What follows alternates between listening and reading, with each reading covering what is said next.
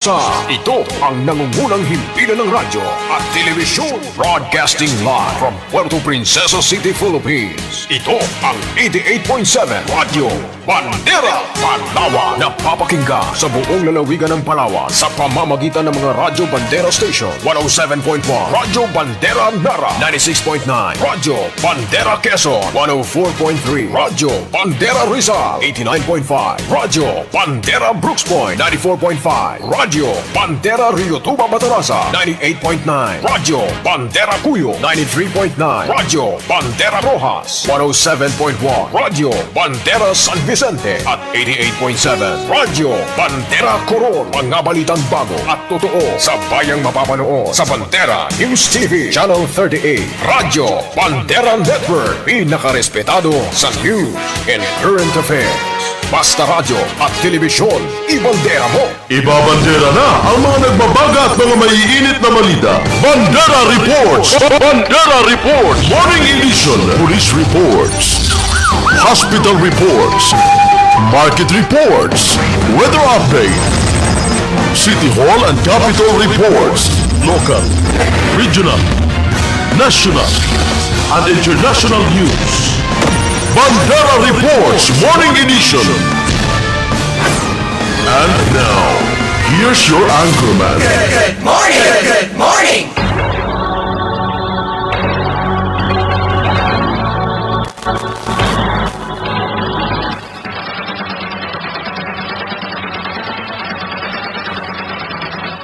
Good morning!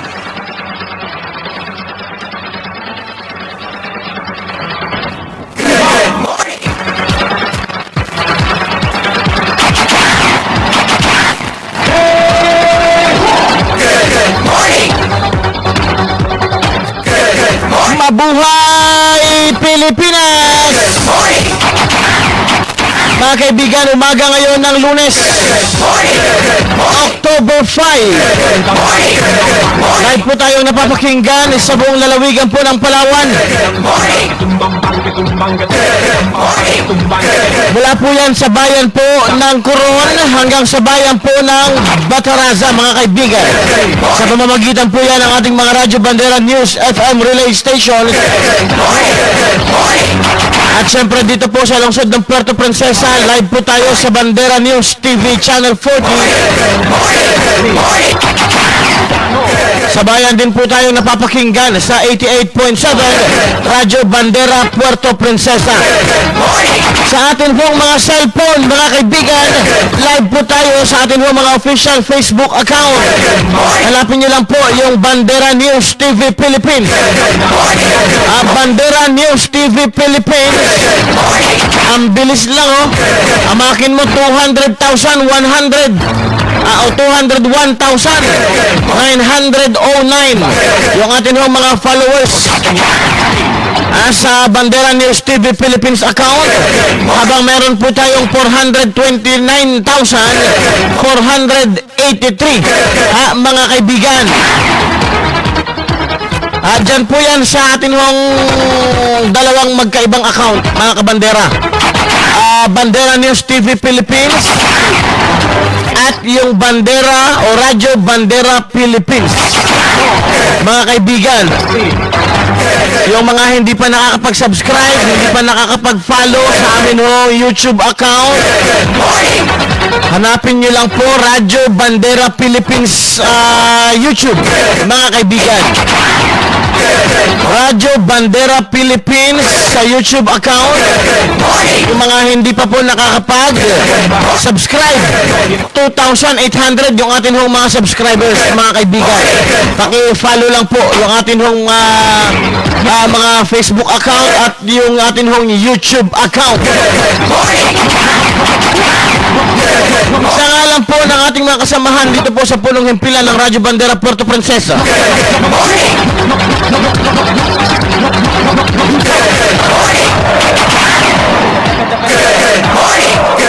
si Kabanderang Bong Nimenyo at Kabanderang Kendall Sil, sa bahaging technical po yan sa radyo at telebisyon. Mga kaibigan, sa ngalan din po ng aming news director, Kabanderang Michelle Orindain, At Station Manager ka Louie La Rosa, ako po ang inyong tagapaghatid balita. Kabanderang Paul Henderson. Good morning. Good morning. Good morning. Mga kaibigan, umpisahan na po natin yung atin hong mga balita. Mga pagkalap po ng ating mga balita mula sa buong lalawigan po ng Palawan. Siyempre mga kaibigan, hindi lang po yan. Maging dito po sa lungsod ng Puerto Princesa. Yung mga maiinit na balita ngayong araw po ng Lunes. May mga good news tayo, meron din po tayong mga bad news. Mga kaibigan, hindi na nadagdagan pa. Hindi na ho nadagdagan pa ang kaso ng mga nagpositibo sa COVID-19 dyan po sa may barangay Mandaragat. Ito'y kasunod ng pagkakatala ng local transmission sa lugar matapos na maging COVID-19 carrier yung isang 23 years old na lalaking residente kamakailan. Sa panayam ng Radyo Bandera kay Kapitan Jerry Abad, kinumpirma nitong negatibo sa virus ang mga magulang ng naturang pasyente at maaari nang makauwi sakaling pahintulutan ng City Incident Management Team. May ilang mga individual namang close contact ng pasyente ang nasa quarantine facility pa rin hanggang sa ngayon. Hinihintay ang resulta ng kanilang swab test. Pagtitiyak naman ni Kapitan Abad na walang dapat na ipangamba ang kanyang nasasakupan, lalo pat ginagawa ng mga ito ang lahat upang matiyak na hindi nakakalat pa ang virus sa kanilang lugar, mga kaibigan. Good morning. Good morning. Samantala, bumuo naman ng 25 contact tracing teams yung Barangay San Pedro upang matiyak na matutukoy ang mga maaaring nakasalamuhan ng kanilang barangay na nagpositibo o ng kanilang kabarangay na nagpositibo sa COVID-19. Maliban kasi sa dalawang taga-barangay San Jose, ay may isang taga-barangay San Pedro rin ang nahawaan ng virus. Ito ay ang 53 years old na babae na kaanak ng COVID-19 carrier at isang government health workers, mga kaibigan. Sa panayam kay Kapitan Francisco Kukoy Gabuco, patuloy ang pag-iikot ng mga ito para mapaalala sa publiko ang mga health protocols na dapat sundin. Lalo pa ngayon ay nagpositibo sa kanyang nasasakupan. Mga kaibigan, samantala tinukoy naman itong nakatira ang naturang pasyente sa Purok Sandiwa, mga kabandera. Good morning. Good morning. So yan ho yung mga update natin, mga kaugnayan pa rin sa COVID-19 dito po sa lungsod ng Puerto Princesa. Pero ito ho mga kaibigan, yung mga nakakalungkot namang balita.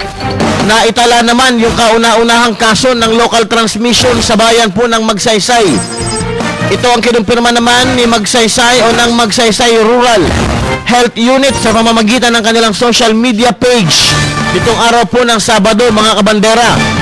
Base sa post, ang nagpositibong individual ay close contact ng positibong kaso o ng nagpositibong kaso mula sa bayan ng Kuyo na ikasyam na individual naman na nagpositibo sa virus sa nasabing bayan. Ito ay asymptomatic at kasalukuyang nasa isolation facility.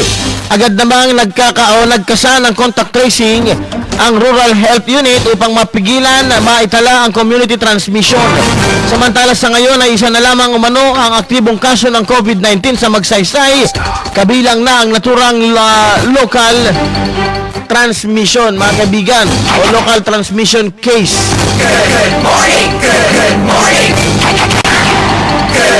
Sa iba pang mga balita, mga kaibigan, mula naman sa labas ng himpilan sa ating mga munisipyo ng lalawigan, puntahan po natin yung bayan po ng Brooks Point. Naka-standby si Kabanderang Loridesa para sa kanyang mga balita, mga kabandera, o si Kabanderang Ted Fajardo, Commando Brotherhood, nagsagawa ng bloodletting activity sa bayan ng Brooks Point. Detalye ng balitang yan, Kabanderang Ted Fajardo. Ibandera mo! Bandera Live Report.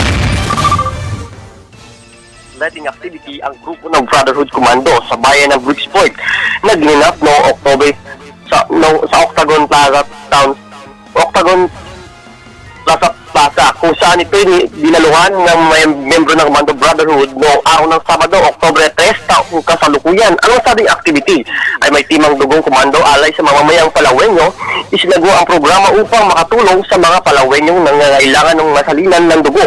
Samantala, tinatayang daang-daang member ng Commando Brotherhood ang dumalo sa nasabing programa. At inaasahan ng grupo na marami ang pumasa sa medikal at maraming makuwang blood donation sa mga membro ng organisasyon. Yan ang report mula sa Radio Bandera Brooks Point, Ted Fajardo. Para sa pinakarespetado sa news and current affairs, Bandera News Philippines. Bandera Live Report. Maraming salamat, Kabanderang Ted Fajardo, mga kaibigan. Good morning. Live po yan mula sa bayan po ng Brooks Point. Good morning. Alas 5:10 ng umaga. Mga kaibigan, magandang umaga muna sa ating mga tagapakinig, tagapanood ngayong umaga. Ariana Rain Cuenca, good morning. Si Raj Giro, magandang umaga. Rika Rick Hayashi, Ohio Gustaimas. Si Jesan Madtaib Daileg, magandang umaga rin. Maraming salamat. Noraida Sally Caldino, Lilibet Roca Abrea, Palomara Marjorie, Joel Espinosa, Cristina Cortez, at si Gonzales Jane. Magandang umaga, Kabanderang Paul, watching from Saudi Arabia. Maraming salamat. Yung ating mga kababayan dyan na OFW, nasa ibang bansa ngayon na maaga pang nanonood sa atin hong Bandera News TV Philippines account. Mayad nga timprano sa inyong lahat. Puntahan natin si Kabanderang Glo Arguelles, mga kaibigan. Modules ng mga estudyante sa elementarya na ipinamahagi ng Teachers Month. Na Teachers Month celebration sa Coron. Sasagawa ngayong umaga. Detalye ng balitang niyan, Kabanderang Glo Bernabe Arguelles ng Radyo Bandera Coron. Ibandera mo day! Radio Bandera COVID-19 Yes, good morning sa Bandera Paul. Good morning sa mga ating mga kababayan sa may mga pariksyon sa lalawigan ng Palawan del Norte at dito sa Palamianos, Quezon Island. Na ipamahaginan ng mga guro mula sa elementary level ang lahat ng modules para sa mga mag-aaral kung saan nagsisimula na ang klase ngayong araw na ito. Saring mga reaksyon naman ang ating natanggap mula sa mga nanay na ngayon ay guro na din dahil sila ang nagsisilbing tutor sa kanilang mga estudyante. Post na sa reaction na kuha ng Radyo Bandera sa mga magulang, inihayag ng mga ito na maganda rin ang module process dahil natututo din ang mga magulang. Medyo stress na lang dahil kailangan pilitin nilang sumagot sa module ang kanilang mga anak kumpara ng nasa school ang mga ito. Samantala, merong mga isang nanay na 3 ang anak at medyo mahirap para sa kanya, pero nakasabay naman ang kanyang mga anak at medyo masakit lang ito sa ulo. Samantala, kagabi ay medyo mahaba yung pakikipag-chat natin kay Mr. Joel Mayo Pagkasalan, isa sa mga guro ng Coron School of Fisheries, dahil ngayong araw ay simula na rin ng klase. At the same time ay isi-celebrate ng mga guro ang World Teachers Day sa temang meron itong World Teachers Day team na teachers leading in choices, reimagining the future. At sa kanilang celebration sa Coron School of Fisheries, may tema itong gurong Pilipino para sa batang Pilipino. Nagsisimula ang activity alas 8 ng umaga. Ito ay punto na activity ng mga guro. Samantala, ang sa tanong natin kung ano ang gagawin ng mga guro dahil sila ay nasa module process at hindi face-to-face, ayon kay Mr. Joel Pagkasalan, mag-distribute sila ng module ngayong umaga ito. Weekly magre-retrieve at weekly rin i-monitor din nila ang mga estudyante. Gagawa sila ng group chat para sa section. At kapag ibinalik ang module, ay isi-check ito ng mga guro weekly. At ayon sa kanya, mas maraming gagawin ang mga guro ngayong panahon ng module classes kumpara sa face-to-face na classes. Kaya na ilang mga informasyon na nakalap natin ngayong araw na ito, October 5, 2020, magsisimula ang opening ng school class 2020-2021. Mula dito sa Bayan na Turon, Global na Bayan para sa pinaka-hospitalo sa News and Current Affairs, Bandera News, Philippines. Kabanderang Glo, good morning. Yes, good morning. Oo, yung mga estudyante ba dyan mag-uniform kapag pasok? Alam mo, meron akong nakita kasi nag-start na sila last week. Meron akong nakita dito na naka-uniform. Actually, hapon ginagawa ako may naka-uniform na, pero sa gabi, hindi ko naitanong, actually, naka-view na yan si Sir Joel. Hindi ko alam kung naka-view. Pero meron silang group chat Kaalamin natin yung kabanderang call. Oo. Maliban doon sa uniforme, nakabag din kaya sila? Oo, siyempre, yung plastic. Oo, pero alam ko, kabanderang call, meron sila ang tawag na may cellphone sila at naka-online sila. Ayun. Kabanderang call. O baka naman may makaipag-sponsor ka ng isang cellphone na Android kasi may nanghingi sa atin dahil kawawa yung pamilya. Isang unit na cellphone lang, please. Mag-sponsor ka naman sa mga Ayun. Okay, natin grade 11 or grade 12. Yung naghabit sa atin na gano'n. Okay. Dati yung mga elementarya, bago pumasok, hindi na yan nagsisipilyo. Nagsisipilyo. Baka ngayon kahit hindi na. Hindi. Kasi yung health protocol, kahit na nasa school or nasa bahay lang, ay tinitrain din natin. Diba sabi nga sa Bible, train up the child the way he should go and when he is old, he will not depart from it. Lahat ituturo natin sa ating mga anak. Yun. Diba? Okay. Maraming salamat, Kabanderang Glo. Okay, maraming salamat. Wala daw uniform. Sabi ni Sir Joel Mayo Paguntalan. Tapos mga teacher lang daw ang naka-uniform. Ngayong araw na ito sa Teacher's Day. Salamat ni Sir Joel. Maraming salamat din sa Banderang Call. Mula dito sa Coron. Back to you. Radyo Bandera COVID-19 Alert. So, ito ho yung epekto ni COVID-19. Talaga naman, oo. Pasukan na, mga kaibigan, October 5. Yung mga nanay na magluluto ng agahan, almusal, pwedeng kahit medyo late na yung gising. Hindi naman pala alis ng bahay, di ba, mga kaibigan? Yung ating mga estudyante, mga kabandera. Siyempre, dapat nandyan pa rin yung magulang nakaalalay sa kanilang mga anak. Mga kabandera, Happy World Teachers Day rin pala sa ating mga guro. Yung dalawang kapatid kong guro, Maria Lourdes Henderson, Maria Perly Henderson, yan sa may San Jose National High School at sa may Palawan National High School. Alas 5:17 ng umaga, kabanderang Bong, line number 3, mga kaibigan. Puntahan natin si kabanderang Japet Disaka, number 6, most wanted person, arestado ng Rojas PNP. Detalye ng balitang yan, kabanderang Japet Disaka ng Radyo Bandera Rojas. Ibandera mo dong! Bandera Live Report. Good morning, kabanderang Good morning. Arestado ng otoridad ang number 6 most wanted person sa Barna Rojas dahil sa kasong frustrated murder sa ilalim ng criminal case number ROX-192-38894-IX. Inilala itong si Ariel Tyron Sr. Ivalades, 43 anyos at presidente ng Barangay Magara. Ang nasabing suspect ay naresto kamakalawa sa Barangay Magara ng tropa ni Police Major Annalyn Palma. Bisa ng arrest warrant ay issue ni Honorable Judge Analia Chongson Mendoza ng RTC Branch 164.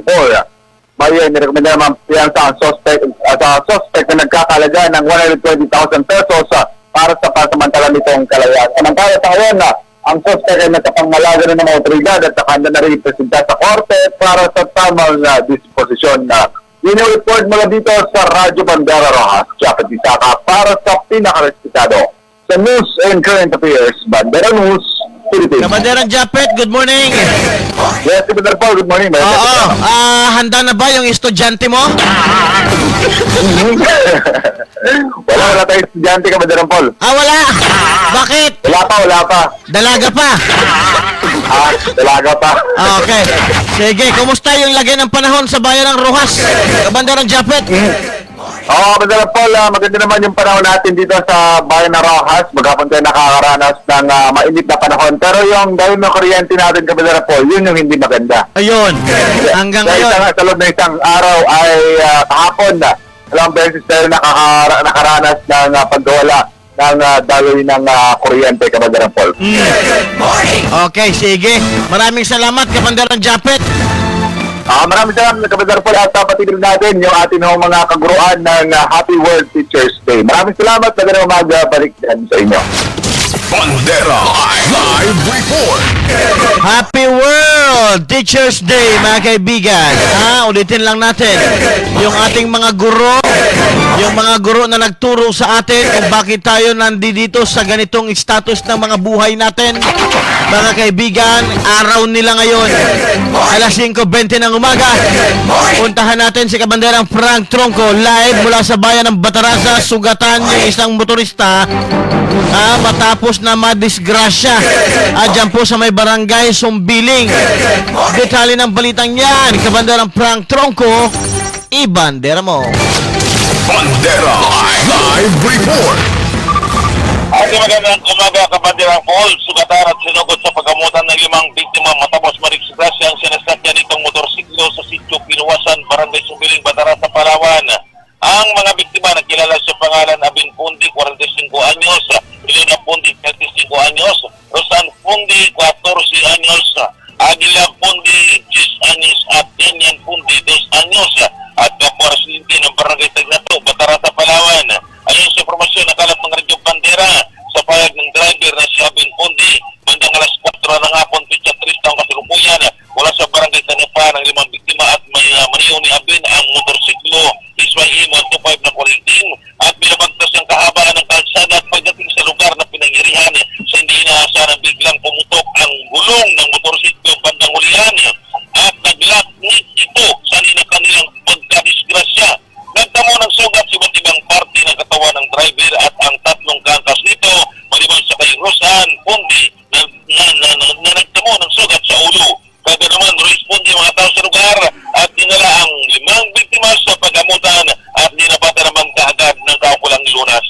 Mula sa Bandera News, Rito Babatarasa, Frank Tronco para sa pinakarespektado sa news and current affairs.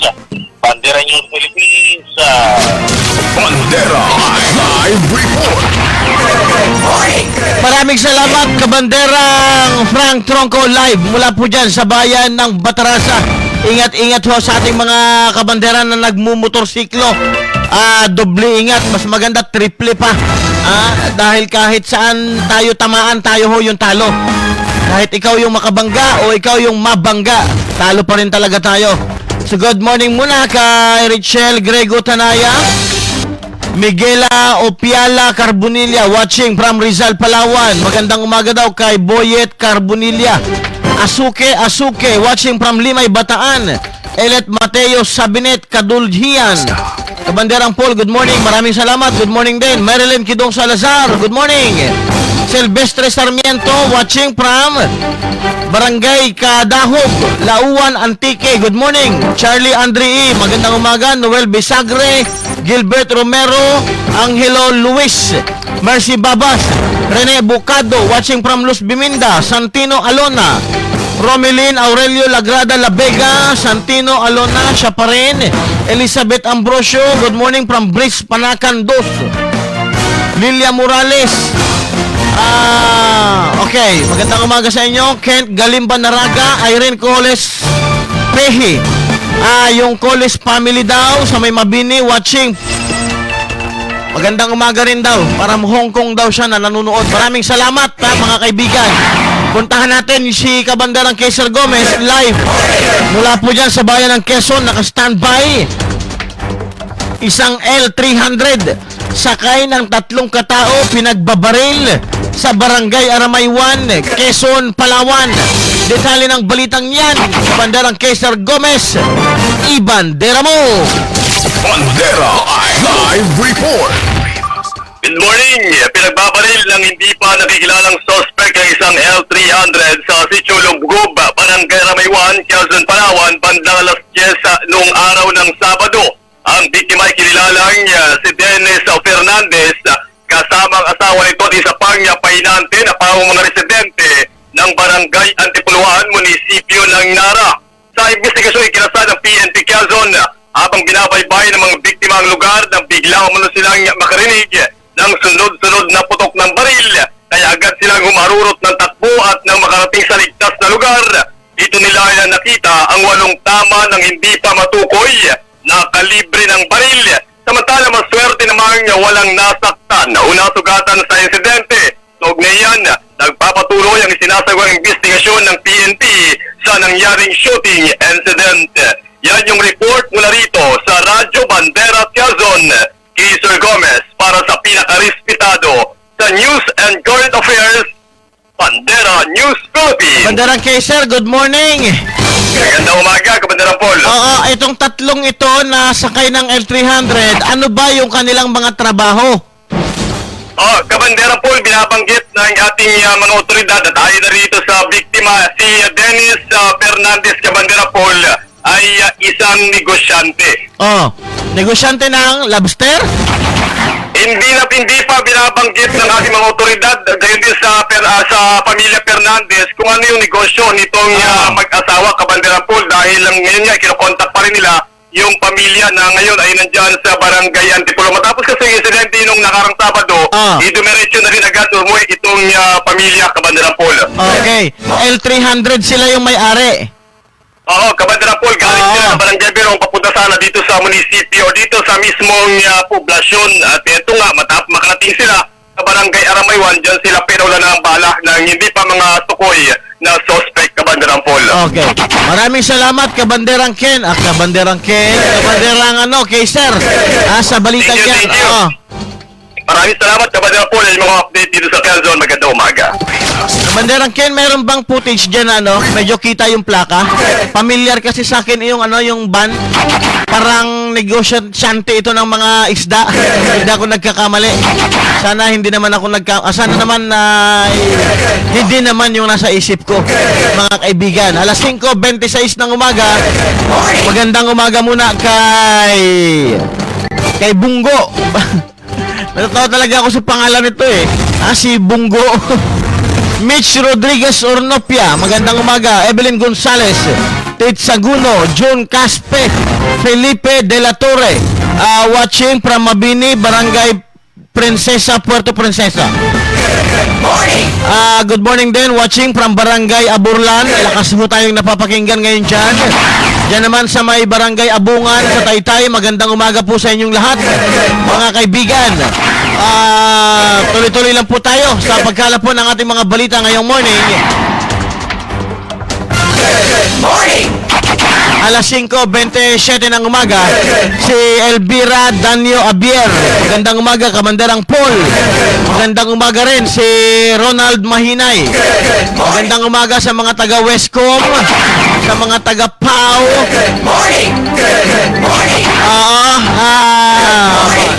Nung nakalipas na linggo, Sabado, tama, nagkaroon ng fan shot dyan ho sa may Westcom. Naging matagumpay naman ho ito, mga kaibigan. Siyempre, kahit nagkaroon tayo ng fan shot, naipatupad naman ng maayos yung safety and health protocol ng pamunuan ng Western Command. Congratulations po sa inyong lahat. Kaya lang sa susunod, sana bilangin natin ng maayos yung butas. Sayang naman yung isang butas ko hindi nabilang. Sayang talaga. Yung alas 5:28 ng umaga,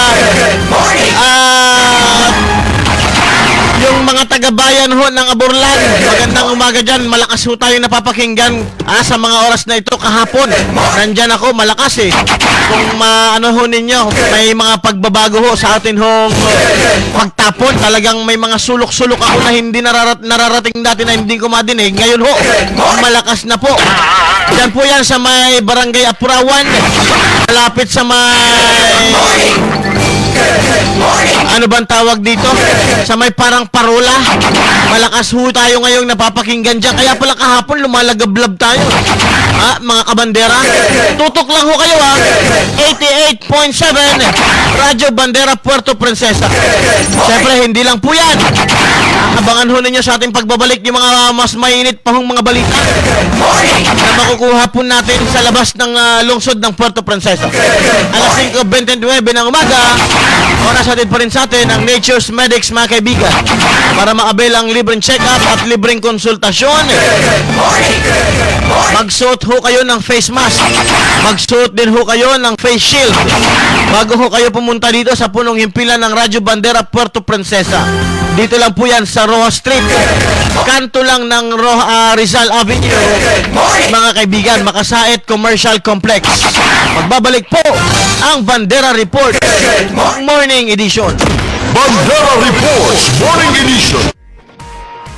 Nature's Medic Anniversary Raffle Bonanza. Sa pagdiriwang ng ika-6 na anibersaryo ng Nature's Medic Center for Alternative Medicine, inihahandog ng Nature's Medic ang Anniversary Raffle Bonanza. Ingatan ang kalusugan dahil ito ang tunay na kayamanan.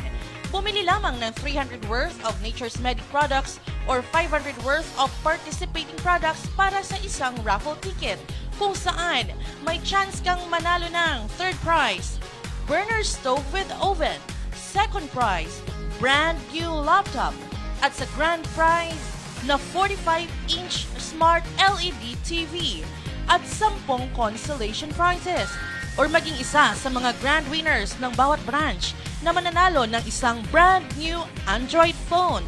You want more? Yes!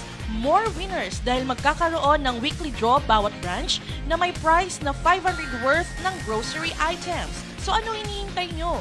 Sugod na sa mga Nature's Medic outlets sa inyong lugar. Nature's Medic Anniversary Raffle Bonanza. Ingatan ang kalusugan dahil ito ang tunay na kayamanan. Promo starts on September 7 until November 23. Grand draw is on November 25.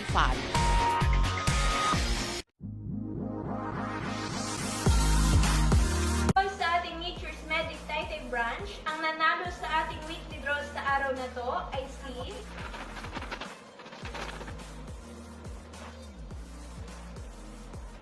Ma'am Nancy Sanusi ng Barangay Poblacion, Sitio Montevista. Ma'am Nancy, congratulations at maraming salamat po. Dito po sa Nature's Medic Rojas branch, ang nanalo po sa ating weekly draw ay si Irene Hasmin ng Barangay 3, Rojas, Palawan. Congratulations at maraming salamat po.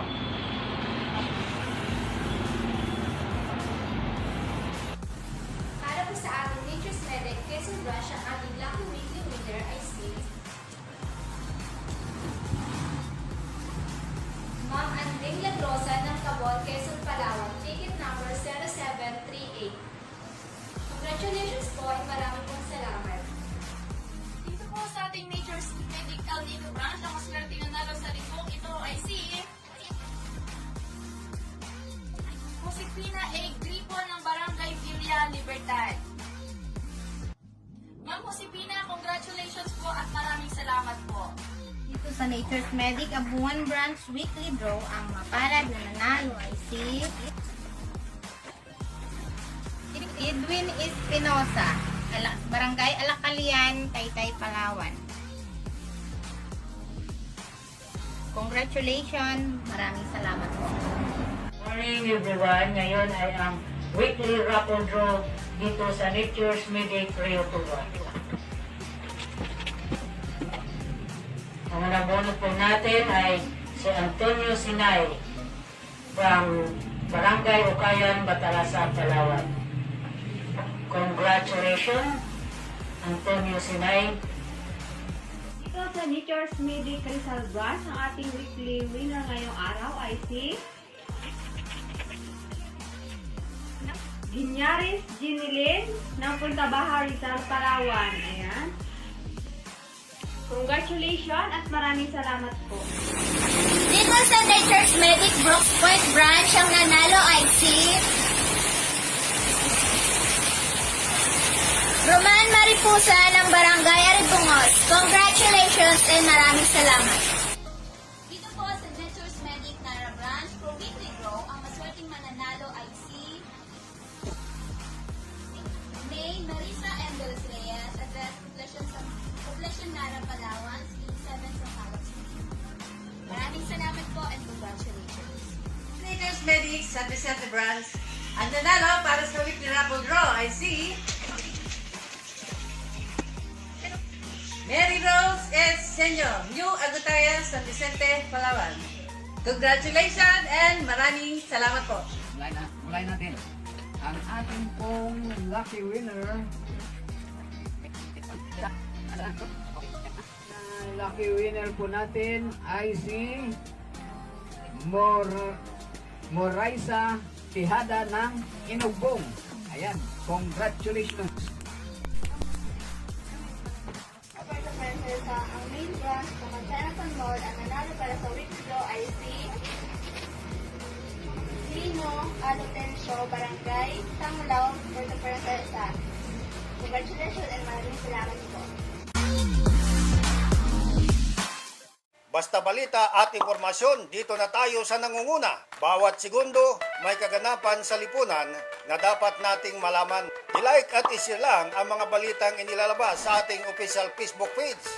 Huwag kalilimutang i-follow ang ating ikalawang Facebook page, ang Bandera News TV Philippines. Bandera News TV Philippines. Ito po ang inyong kabandera, Bing Bataga. Basta radyo, i-bandera mo!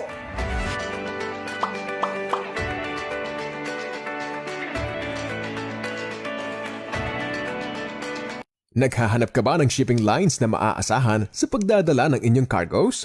Moreta Shipping Lines Incorporated, ang nangungunang cargo shipping company sa Palawan na maaasahan. Ang mga barko ng Moreta ay bumabiyahe 3 beses sa isang linggo sa Palawan. Maaari kang magpadala sa Moreta Shipping Lines ng mga sumusunod: container cargo, refrigerated cargo, loose cargo, heavy lift cargo, mga sasakyan, at project cargoes, kagaya ng steel bars, mga bakal, at marami pang iba. Moreta Shipping Lines. On time, all the time. For increase, call 0917-844-2894.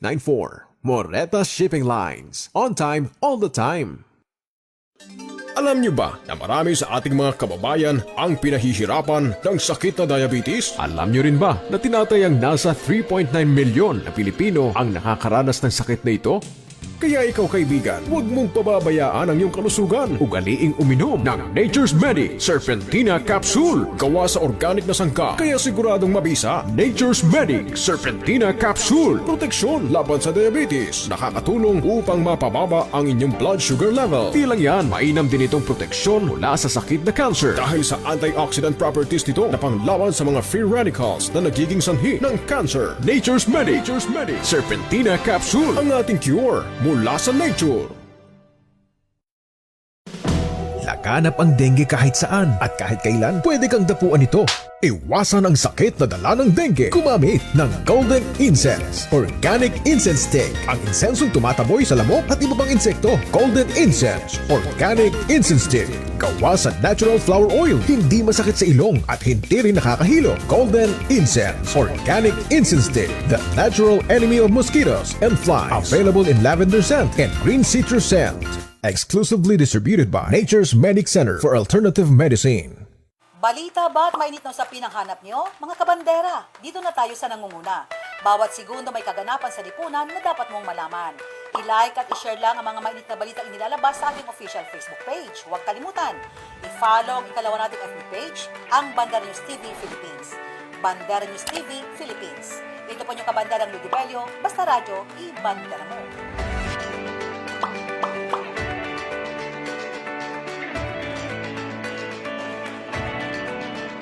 Basta't balita at impormasyon, dito na tayo sa nangunguna. Bawat segundo may kaganapan sa lipunan na dapat mong malaman. I-like at i-share lang ang mga mainit na balitang inilalabas sa ating official Facebook page. Huwag kalimutang i-follow ang ikalawa nating Facebook page, ang Bandera News TV Philippines. Bandera News TV Philippines. Ito po ang inyong kabanderang Louie La Rosa, basta radyo, i-bandera mo.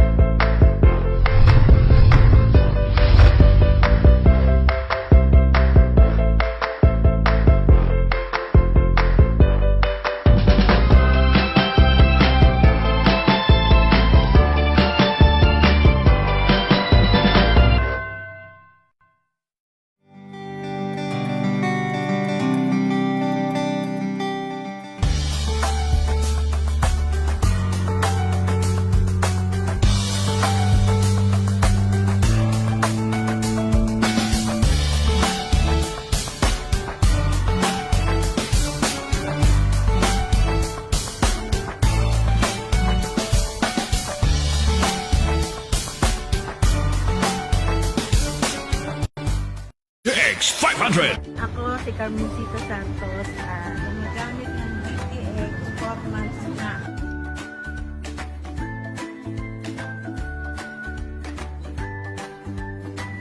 Ang na-observe ko, kuminis yung aming kutis.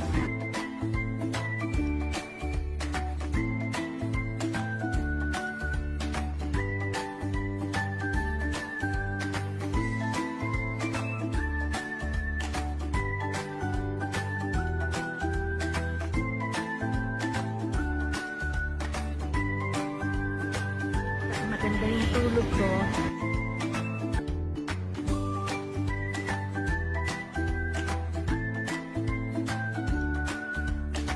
At saka yung bowel movement, naging okay.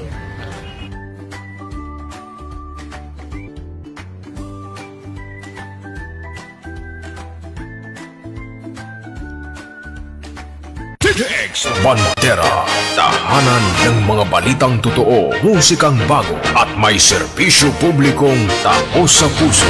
88.7 Radyo Bandera, iwawagayway ang bandera ng malayang pamamahayag. Good morning! Good morning! Mga kaibigan, welcome back sa ating palatuntunan. Bandera Reports Morning Edition. Tuloy-tuloy na po tayo sa pagkalap ng ating mga balita, mga kaibigan, mula sa labas ng himpilan. Pero bago natin puntahan si Kabanderang Spark, mga kabandera, good morning muna kay Inday Renegado Booking Quito. From Quito relocation sa Barangay Siksikan, Ronald Mahinay, Elvira Danyo Abier, Irene Cohes Pehi, Sami Tumakas, Pintuan, from San Vicente Alimangwan, Milbert Antonio, from Brooks Point, Eufronio Junior Realino, magandang umaga. Kabanderang Paul, pabati ko lang dalawang anak ko sa may Barangay Riatuba, sila J-Ball Realino, Tisoy Realino, at nagbati naman Jojo Realino. Ano to? Bawal yung pangalan ng kumpanya. Si Dennis Joy, Daniel J. Mams, magandang umaga. Mga kaibigan, puntahan natin Kabanderang Spark Sassy live mula po dyan sa bayan po ng Nara para sa kanyang mga balita, mga kaibigan. Alaking nanaksak ng kanyang kapatid, voluntaryong sumuko sa PNP. Detalye ng balitang yan, Kabanderang Spark Sassy, ibandera mo. Bandera Live Report. Good morning, Kabanderang Paul, voluntaryo na sumuko ang isang lalaking nanaksak na kanyang sariling kapatid sa bayan ng Nara. Inilala ang sumukong suspect sa pangalang Jory Montano Espartero, 37 anyos, residente ng Barangay Calatigas, Nara, Palawan. Si Jory Espartero ang itinuturong nanaksak sa kanyang nakakatandang kapatid na si John J. Montano Espartero, 44 anyos o 40 anyos, ito nga nakalipas na Setyembre 27. Ayon sa spot report ng Nara PNP, noong nabanggit na buwan at petsa habang nagiinuman ang dalawang magkapatid sa bahay ng kanilang kamag-anak, nagkaroon ang mga ito ng argumento. Pinayuhan pa mo noon ng kanilang kamag-anak ang biktima na umuwi na sa kanilang bahay, subalit sinundan ito ng kapatid na suspect at pinagsasaksak na naging dahilan ng agarang kamatayan ng biktima. Matapos ang pangyayari, nagtangkapang magtago ang suspect.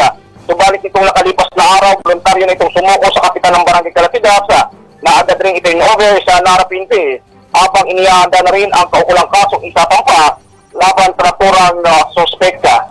Yan ang report mula dito sa Radyo Bandera Nara, Spark Sapi para sa pinakarespetado sa News in Current Affairs, Bandera News Philippines. Good morning!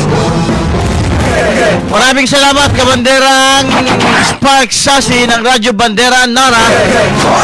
Bandera Live Report. Alas 5:44 ng umaga, mga kaibigan.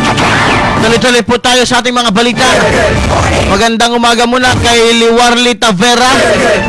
Good morning po, Kabanderang Paul, watching from Barangay Santa Monica, Bank House. Si Kabanderang Bing Bataga naka-standby sa kabilang linya. Kabanderang Bing, good morning. Bandera Live Report. Magandang umaga, Kabanderang Paul, at magandang umaga sa lahat na tabang paginig sa buong lalawigan ng Palawan. isa na nga nangangamoy na bangkay nang matagpuan si Romel Esparagusa, 26 anyos, isang construction worker noong araw ng Sabado, partikular sa may kasukalang bahagi ng Barangay Montebli.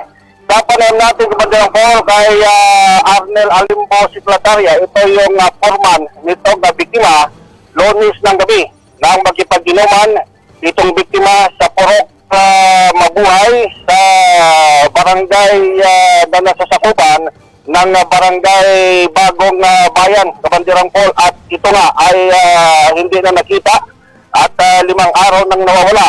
Nang makita ito ay Sabado rin ng hapon yan sa may bahagi ng Barangay Montebli. Ay nihinala ito na ito ay sinaksak ng kanyang mga kainuman sa Bandirang Paul at kinarga sa motorsiklo at doon na nga itinapon sa lugar. At ayon pa sa ating napagalaman, yung isa sa mga kasama nito na nagtapon ay yun yung nagbigay ng informasyon sa Philippine Air Force para matukoy ang lugar na kung saan ay ilang araw na itong pinaghahanap. Nang makita nga ito nung Sabado ng hapon, ay isa na itong mabahong bangkay, Kabandirang Paul. So sa ngayon, ay patuloy pa rin ang isinasagawa ng malalimang investigasyon ng mga otoridad. Pagamat kahapon ay pumunta tayo sa impila ng police station to, ang sabi nila ay mayroon na silang mga person of interest. Kaya nga lamang nagsasagawa pa sila ng malalimang investigasyon sa nangyaring krimen. Wala dito sa labas ng impilan, King Bataga para sa pinaka-hospitado sa News and Channel Affairs, Bandera News, Philippines. Bandera Live Report. Good morning. Maraming salamat, Kabanderang Bing Bataga Live. Wala po dyan sa labas ng impilan. Good morning muna kay Mayet Lacson, Jocelyn Ville. Good morning, Idol, Barangay Tagusaw, Sitio Tina, Quezon. Si Glenn Escora, Dumangog. Magandang umaga sa Dumangog family. Pa-shoutout din. Paki-share na rin yung atin hong pinapanood ngayon. Si Rosalie Mijares Moren, mga kaibigan. Good morning, Kabanderang Paul. Watching from Bankhouse, Santa Monica. God bless. Maraming salamat. Yung mga nakatutok sa atin ngayong morning. Paki-share lang ho yung atin hong programa. COVID update, mga kaibigan. Sa buong Pilipinas, mga kaibigan, meron po tayong 322,497. Tumaas ng 3,190. Total numbers naman ng mga active cases, 43,643. Bilang ng mga namatay, 5,776. Bilang ng mga nakapag-recover sa buong bansa, 273,079. Sa buong Pilipinas, sa buong lungsod ng Puerto Princesa, meron tayong 28, mga kaibigan.